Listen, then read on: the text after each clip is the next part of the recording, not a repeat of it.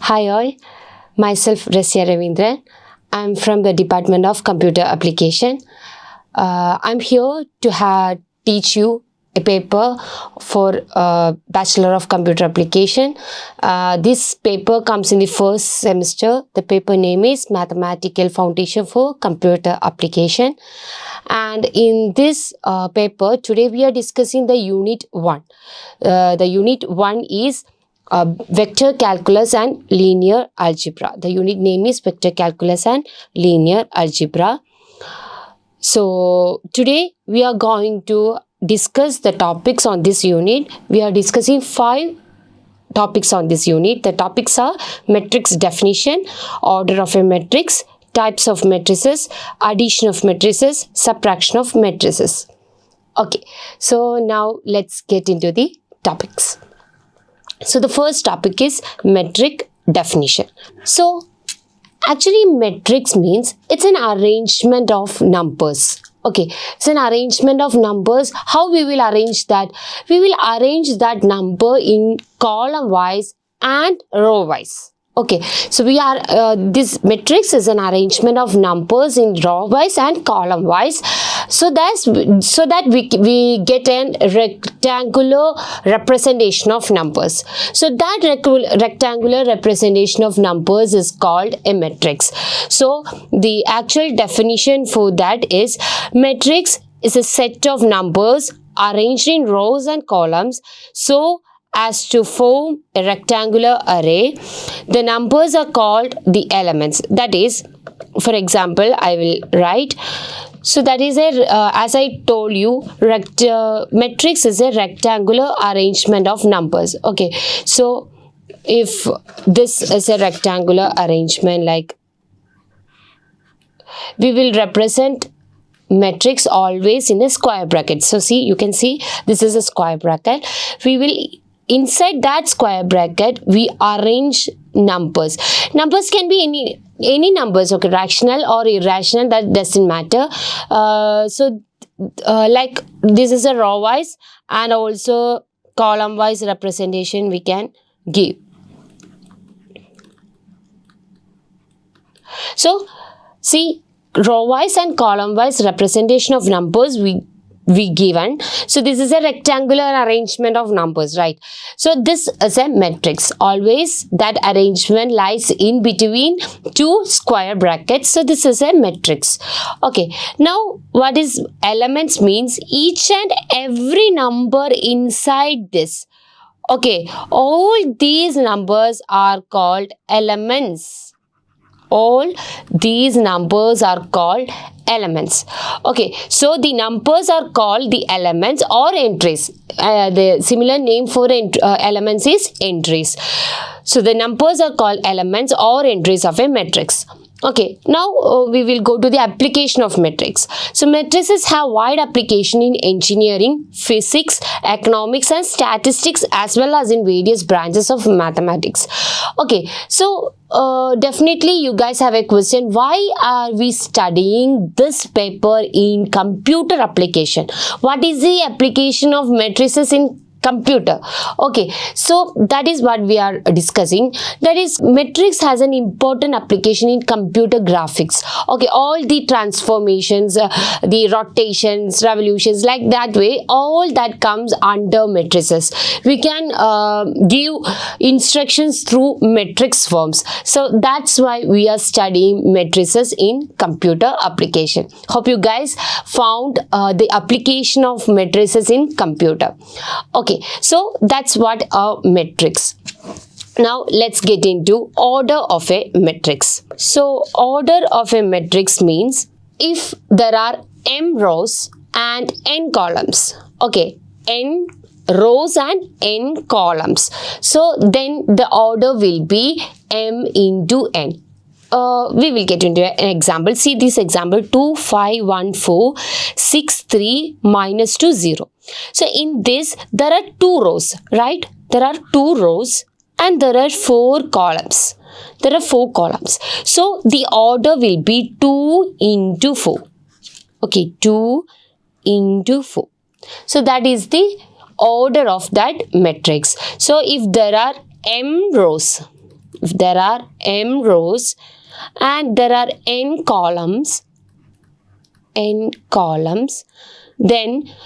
the order of that matrix will be m into n. Into is a sign we used to represent the order, but we call that it by m by n.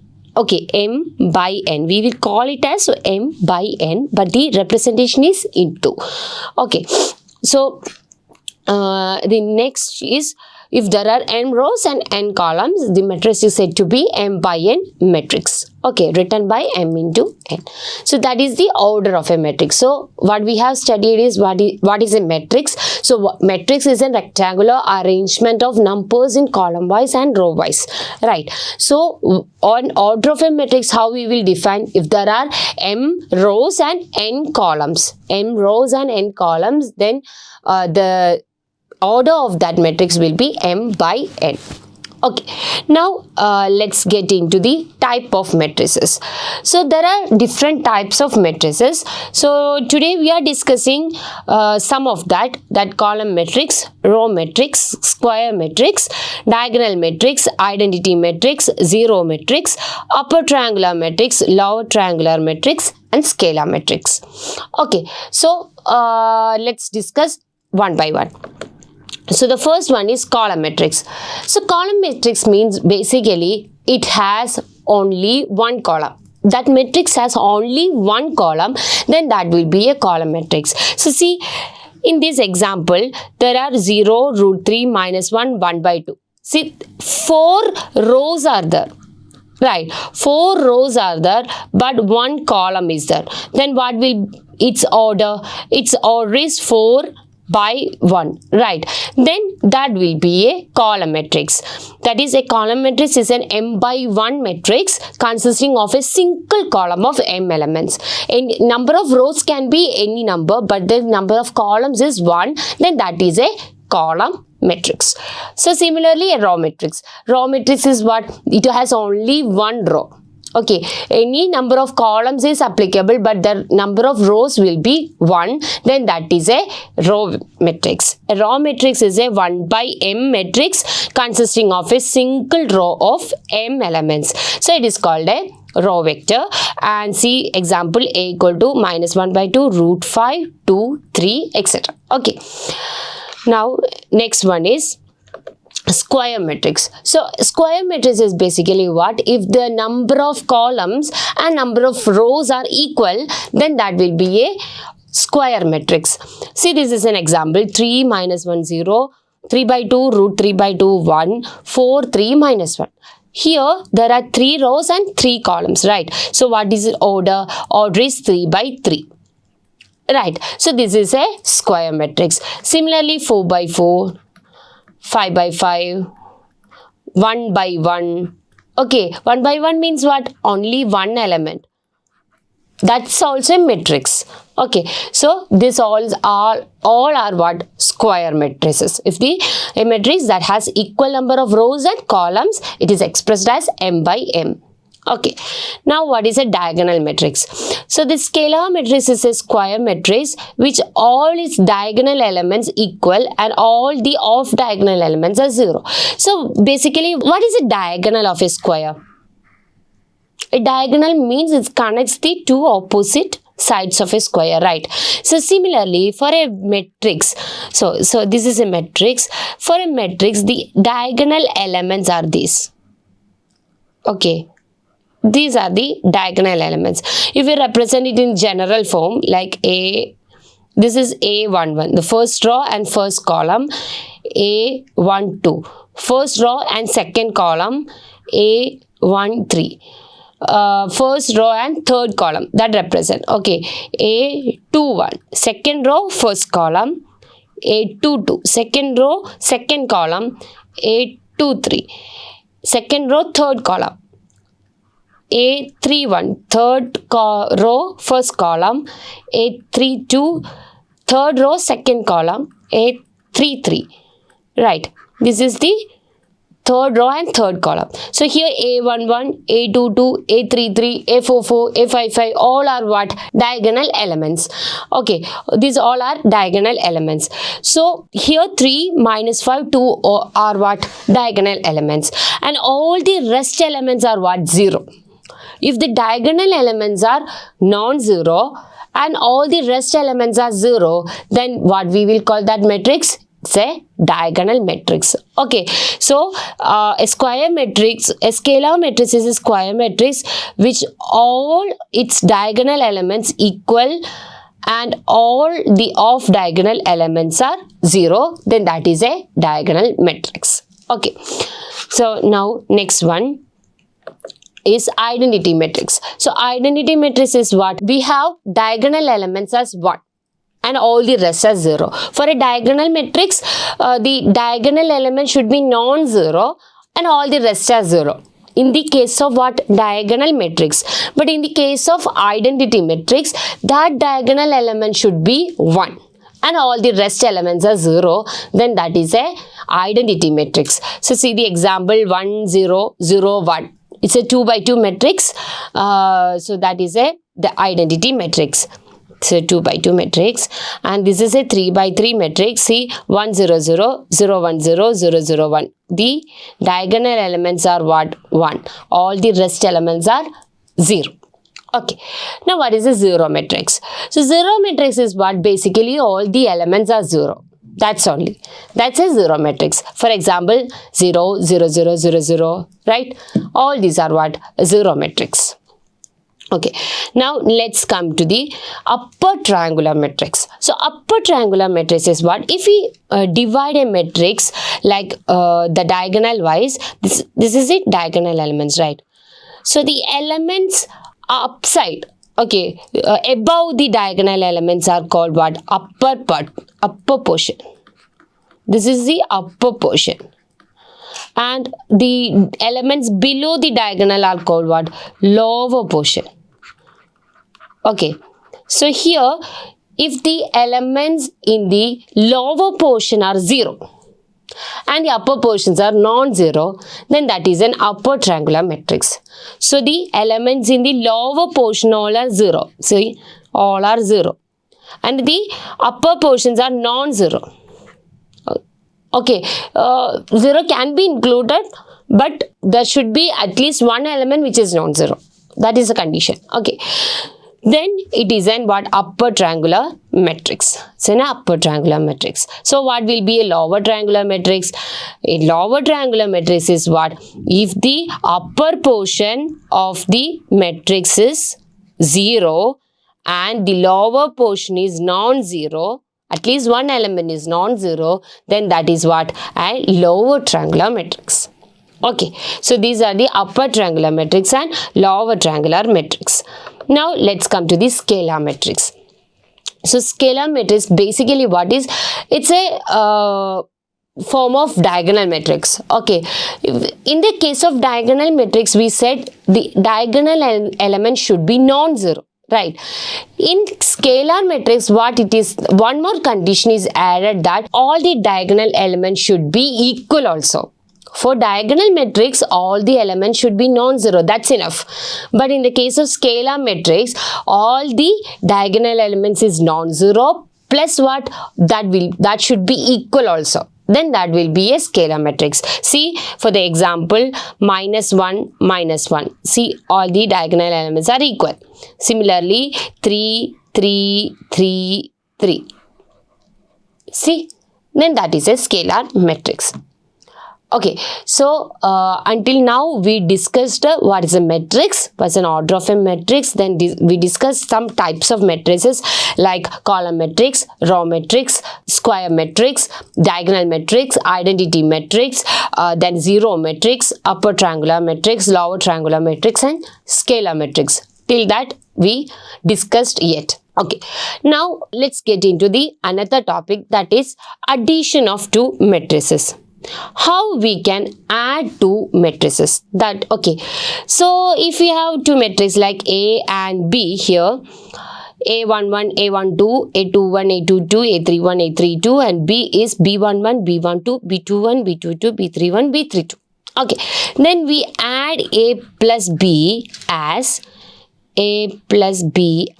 what we are adding, just adding the elements in the same position. That's only. So that is A11 plus B11. Okay, A12 plus B12. A21 plus B21. A22 plus B22. A31 plus B31. And A32 plus B32. See, this is the matrix we will get by adding A and B. You can see an example. See the example. A is 1, 3, 1, 0, 1, 2 and B is 0, 0, 7, 5 and 2, 1. Now if you are adding A and B, what we will get? 1 plus 0. Okay, see, this is 1, this is 0. 1 plus 0. Then 3 plus 0. Okay, 1 plus 7, 0 plus 5, 1 plus 2 and 2 plus 1. See, 1 plus 0, 1, 3 plus 0, 3, 1 plus 7, 8, 0 plus 5, 5, 1 plus 2, 3 and 2 plus 1, 3. So this is the last matrix we got. Okay, we can see one more example. Minus 5, 2, 0, 7, minus 3, 4, minus 1, 3, 2 and 6, 0, minus 1, 8, 6, minus 14, 2, 9, 5, 1. Okay, we are just adding the elements in the same position. That's only. That is minus 5 plus 0, 2 plus minus 1, 0 plus 8. Right? That's only. So, we will get the end result as this. So, this is a matrix what we got when adding A and C. Okay? So, this is addition of two matrices. So, now let's get into some properties of this addition of matrices. So, the first property is commutative law. So, commutative law basically is what? A plus B is equal to B plus A. A plus B is equal to B plus A. So, let's see. We can see an example. If A equal to 2, 2, 1, 2 and B equal to 2, 1, 3, 1. Okay. Now, what is A plus B? A plus B means 2 plus 2, right, 4. 2 plus 1, 3. And 1 plus 3 is 4 and 2 plus 1 is 3.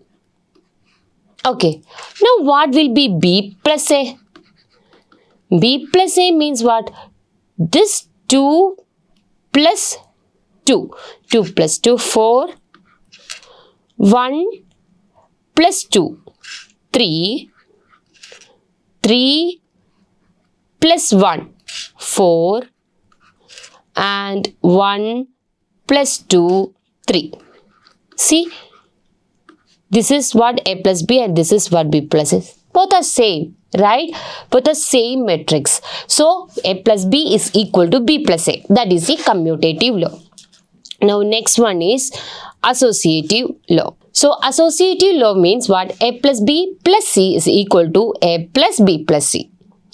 This is also very simply to understand, very easy to understand. So, if we look into an example, A equal to 1, 2, 3, 4.